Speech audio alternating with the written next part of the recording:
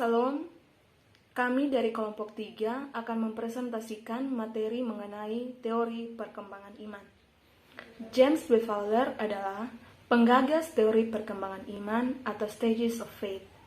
Adapun tingkatan perkembangan iman berdasarkan penelitian yang dilakukan oleh Fowler adalah struktur, tahap-tahap perkembangan iman, dan aspek-aspek yang mendukung agar setiap orang yang beragama tidak berhenti pada tingkatan iman yang rendah, tetapi naik pada tingkatan yang lebih tinggi dan juga dapat menghasilkan manusia yang semakin dewasa. Salah satu target penelitian dari Fowler sendiri adalah kaum remaja, karena remaja merupakan usia di mana anak mulai mencoba untuk mencari identitas diri. Usia remaja juga merupakan usia yang amat sangat potensial dalam perkembangannya, baik bisa dilihat dari aspek kognitif, emosi, maupun fisiknya. Selain itu, anak pada usia ini memiliki rasa ingin tahu yang lebih tinggi. Salah satunya, mereka mulai mencari tahu tentang kebenaran iman atau kepercayaan yang telah diyakininya. Oleh karena itu, usia mereka merupakan waktu yang sangat tepat untuk memberikan pendidikan agama yang dapat meningkatkan perkembangan iman mereka ke tahap yang lebih tinggi. Dengan demikian, mereka memiliki kehidupan yang semakin dewasa, juga dapat bertanggung jawab atas iman yang diyakini, baik itu untuk dirinya sendiri maupun kepada orang-orang yang ada di sekelilingnya. Pendekatan strukturalis. Suatu penelitian yang dilakukan oleh Fowler mengenai iman dan perspektif strukturalis lebih memfokuskan pada struktur-struktur yang mendasari operasi-operasi pikiran dan kepercayaan manusia. Dapat kita ketahui bahwa Jean Piaget adalah sosok yang pertama kali mengungkapkan bahwa perkembangan pemikiran seseorang tidak hanya dalam isinya, melainkan juga akan apa yang dia deskripsikan sebagai struktur-struktur operasional yang dengannya seseorang berpikir. Piaget mengatakan bahwa cara seseorang memahami sesuatu juga dapat dipengaruhi oleh lingkungan melalui pola-pola atau tahap-tahap yang dikenali. Proses pertumbuhan ini disebut juga dengan perkembangan kognitif. Lawrence Kohlberg membuat hipotesis bahwa perkembangan seseorang tidak hanya pada isi keputusan moral yang dibuat, tetapi juga pada kemampuan yang berpola untuk membuat keputusan-keputusan moral. Di lain sisi, Fowler juga dalam penelitiannya menyatakan bahwa iman anak kecil berbeda dengan iman orang dewasa, bukan saja pada isinya, tetapi juga pada struktur operasi yang berpola dengan mana anak beriman. Iman menurut Fowler. Fowler mulai dari menyelidiki perkembangan dari cerminan, keyakinan dan nilai, serta komitmen yang menuntun dan memberi makna pada kehidupan individu-individu. Adapun tingkatan perkembangan iman atau rohani, yakni iman intuitif proyektif, iman mistis literal, iman sintetik konvensional, iman individuatif reflektif, iman konjuktif, dan iman universal. Tahap-tahap iman tersebut, menurut Fowler, dipengaruhi oleh aspek keyakinan, di mana keyakinan mempunyai sifat ilmiah yang mengandung unsur empiris dalam diri manusia. Keyakinan adalah fakta dari pengalaman pribadi dalam menemukan makna kehidupan. Keyakinan menyangkut sikap yang dibuat konkret, yang aktif dan menerima dengan pasif. Sikap keyakinan itu dipengaruhi oleh religiositas seseorang pada konteks keyakinan. Keyakinan merupakan bagian dan dinamika seseorang dalam bersosialisasi. Sebab dasar keyakinan dibangun atas dasar perspektif atau suatu kesimpulan beriman pada tata tradisi keyakinan tradisional serta dengan rasa percaya dan setia. Bahkan menumbuhkan penyerahan diri sepenuhnya kepada yang dipercayai. Di sini, manusia secara naluri menyadari keadaan transdensi dan berupaya untuk mencari kebenaran dengan melibatkan keberadaannya dan faktor pribadi, budaya dan watak. Maka perkembangan keyakinan merupakan ciri khas manusia yang secara universal dalam perkembangan pada bagian menjadi manusia yang utuh.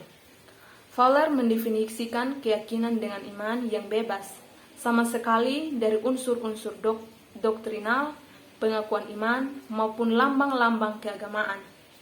Keyakinan yang dilatih secara rutin dan sangat pribadi. Maka, iman adalah cara percaya dan juga menanggapi hidup secara pribadi sesuai dengan keberadaannya, bukan pada aspek keagamaannya. Selanjutnya saya akan menjelaskan tentang tahapan-tahapan iman Fowler. Ini dimulai dari tahap 0 hingga tahap yang ke-6. Tahap 0, iman tak membedakan. Ini dimulai dari usia 0 sampai 2 tahun. Umumnya, anak-anak sejak lahir hingga usia 2 tahun memiliki potensi iman, tetapi tidak memiliki potensi itu. Artinya, mereka memiliki potensi iman tetapi tidak memiliki kemampuan untuk bertindak sesuai berdasarkan dengan potensi itu.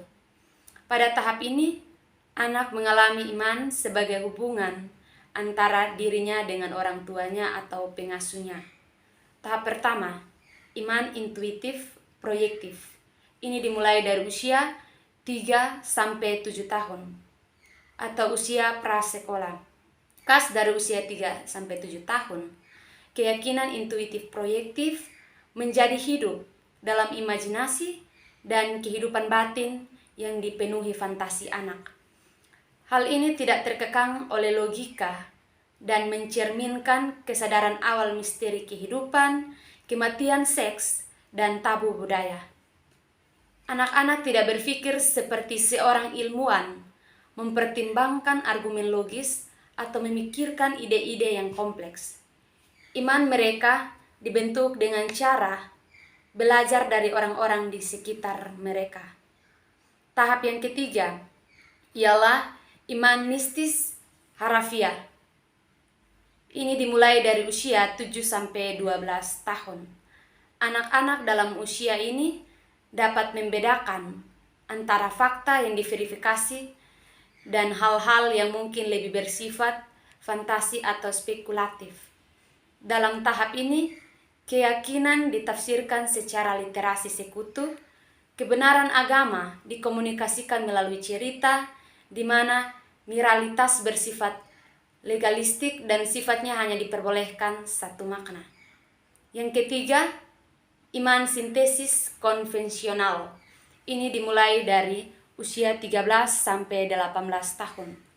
Berbeda dengan tahap sebelumnya, pada tahap ini sudah mampu berpikir abstrak. Dunia individu berkembang melampaui keluarga dekat untuk mencakup pengaruh, sekolah, pekerjaan, media, dan teman-teman. Pada tahap ini, mereka mulai mengklaim bahwa iman mereka sendiri bukan hanya menjadi apa yang keluarga mereka lakukan, namun kepercayaan yang diklaim biasanya masih kepercayaan keluarganya. Yang keempat, iman individual reflektif. Ini dimulai dari usia 18 tahun hingga 22 tahun. Tahap ini ditandai dengan perkembangan dunia idiosinkratik yang dipupuk dengan hati-hati. Tahap ini juga sangat intelektual, ditandai dengan kepercayaan yang ekstrim pada kekuatan penalaran dan pada kekuatan penalaran kritis. Orang-orang pada tahap ini mulai mempertanyakan asumsi mereka sendiri seputar tradisi kepercayaan. Tahap yang kelima, iman konjuktif. Ini dimulai dari usia 30 tahun hingga lansia. Tahap ini bergerak di luar kekasan yang sebelumnya menuju integrasi dari apa yang sebelumnya tampak sebagai pandangan yang tidak dapat didamaikan. Pada tahap ini, kebutuhan yang kuat untuk refleksi dari individu memberi jalan pada rasa pentingnya komunitas dalam pengembangan iman. Tahap yang keenam ialah universalisasi iman atau tidak ada usia. Tahap ini ditandai tidak hanya kesadaran akan nilai-nilai universal seperti keadilan, pendamaian, dan kepedulian tanpa pamrih, tetapi juga oleh kehidupan yang dijalani dalam komitmen terhadap cita-cita ini. Jarang sekali orang-orang memiliki keimanan seperti ini. Selanjutnya saya akan menjelaskan tentang mahasiswa dan tahapan-tahapan. Mahasiswa A dengan tanggapannya pada tahap kedua, iman, mitos, harafiah.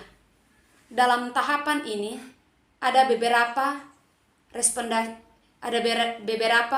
korespondensi siswa yang mencolok dengan sikap yang dijelaskan oleh Fowler dan ditanggapi oleh mahasiswa A bahwa ia tidak meragukan sesuatu yang buruk akan terjadi dalam hidupnya karena ia beriman kepada Tuhan. Dari hal ini, kita lihat bahwa mahasiswa ini sangat menunjukkan kepercayaannya dan keyakinan yang sungguh bahwa iman dapat menyelamatkan setiap orang yang percaya kepada Tuhan. Sangat jelas juga dari respon siswa ini bahwa dalam Alkitab Yosua berdoa dan matahari berhenti. Namun sains sekarang memberitahu bahwa agar itu terjadi, bumi harus berhenti berputar untuk sementara waktu. Namun melalui imannya, tidak ada keraguan dalam pikirannya bahwa itu terjadi. Kenapa? Karena ia percaya dengan iman bahwa apapun yang terjadi di bumi itu tidak seperti apa yang telah difirmankan. Mahasiswa B atau teori evolusi. Mahasiswa B ini beranggapan bahwa dari teori evolusi yang menyatakan manusia berevolusi dari serangkaian makhluk yang lebih rendah, artinya bahwa manusia atau sekelompok orang yang berusaha untuk menjadi lebih baik dari sekelompok makhluk yang lebih rendah. Sehingga si mahasiswa B ini tidak menerima pandangan tentang asal-usul dunia ini karena pandangan itu tidak menempatkan nilai roh pada manusia. Karena yang seharusnya kita lakukan adalah saling membantu sesama yang masih dalam kerendahan untuk mereka menjadi lebih baik seperti apa juga yang ingin kita lakukan. Maka disitulah akan tercermin nilai roh dalam kehidupan kita dan juga hal tersebut yang kita lakukan untuk diri kita dan orang lain sudah termasuk dalam konteks perkembangan iman. Namun daripada itu juga kita harus menyadari untuk meyakini bahwa apa yang kita percaya dan sudah kita lakukan adalah hal yang baik dan yang harus diyakini sungguh bahwa tujuan kita di bumi ini adalah melakukan apa yang dikehendaki oleh Tuhan untuk memperkuat pertumbuhan perkembangan iman kita melalui perbuatan baik. Karena iman yang dijelaskan Fowler dalam tahapan ketiga adalah iman sinentik konvensional, artinya kita harus membiasakan untuk berbuat baik terhadap satu individu dengan yang lain. Maka disitulah kita temukan nilai roh di dalamnya, yakni sifat kasih. Mahasiswa C. Tahapan ketiga Fowler, iman sintetik konvensional. Dalam tahapan ini, pendapat mahasiswa C bertolak belakang dengan pendapat yang lain. Dan bukan berarti tidak benar, tetapi setiap orang memiliki hak asasi untuk menyampaikan pendapatnya. Nah, dari mahasiswa C ini, ia mengatakan ia tidak percaya kepada agama. Mengapa demikian? Karena ia merasa tidak punya masalah menghubungkannya dengan sains, yang artinya agama ya agama dan sains ya sains. Jadi yang dimaksudkan mahasiswa C ini adalah Yahweh memerintahkan pembantaian seluruh kota, sehingga ia mengatakan bukan jenis Tuhan yang ingin ia percaya, karena ia merasa tidak ada nilai persatuan sesuai dengan tahapan ketiga iman yang dijelaskan Fowler. Namun lainnya masalah yang ia miliki dengan agama adalah cara agama digunakan untuk menjelaskan inferioritas wanita. Contohnya, dalam agama Buddha, peran wanita seringkali dianggap remeh, bahkan sepele. Tetapi sebenarnya, pada dasarnya setiap orang berhak untuk memberi sumbangan kemanusiaan yang tidak terkira. dari hal ini juga dapat menjadi satu tantangan dalam perkembangan iman. Apakah kita sudah dapat mengembangkan iman kita melalui hal-hal seperti ini? Tentu belum, karena belum ada di antara manusia satu dengan yang lain. Mahasiswa D menggambarkan tahapan keempat yang dijelaskan Fowler, keyakinan individuatif reflektif. Tahapan ini ditanggapi oleh mahasiswa D bahwa saya percaya Tuhan ada sebagai totalitas dari semua kebenaran lainnya, dan saya juga percaya bahwa Tuhan sebagai totalitas ini ada secara independen. Artinya Tuhan adalah pencipta alam semesta, dan apapun yang ada di bawah langit ini sudah dimerdekakan oleh Tuhan. Contohnya seperti negara Indonesia ini dapat berdiri sendiri tanpa bergantung pada negara lain. Jadi perkembangan iman juga dalam tahapan ini artinya bahwa kita tidak lagi bergantung pada orang lain, misalnya orang tua, tetapi kita harus menjadi diri sendiri atau mandiri jika ingin perkembangan iman itu terjadi. Kekristenan juga dapat diartikan sebagai sistem MIM yang memprioritaskan perilaku altruistik, yang berarti kekristenan yang kita anut adalah salah satu sikap atau tindakan yang menyebar untuk mempromosikan nilai kesejahteraan.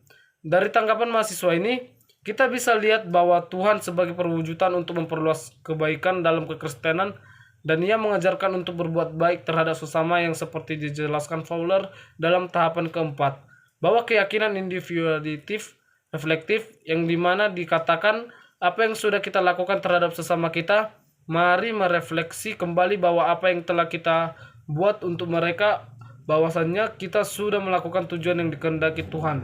Maka apa yang kita percaya haruslah kita imani agar kita terus berkembang dalam pertumbuhan iman. Kesimpulan, dalam kehidupan manusia, setiap individu tentunya akan mengalami perkembangan iman. Menurut James W. Fowler, iman adalah cara percaya dan menanggapi hidup secara pribadi, sesuai dengan keberadaannya, bukan pada aspek keagamannya. Dalam gagasannya, Fowler mengatakan bahwa ada tahapan-tahapan yang harus dilalui setiap individu dalam mencapai puncak kematangan perkembangan iman, yang meliputi iman tak membedakan yang dimulai dari usia 0 sampai 2 tahun. Iman intuitif proyektif, iman mistis harfiah, iman sintesis konvensional, iman induktif reflektif, iman konjuktif, dan universalisasi iman. Tahapan-tahapan ini terjadi sering bertambahnya usia seseorang, dan usia remaja sangat berpotensi dalam perkembangan iman.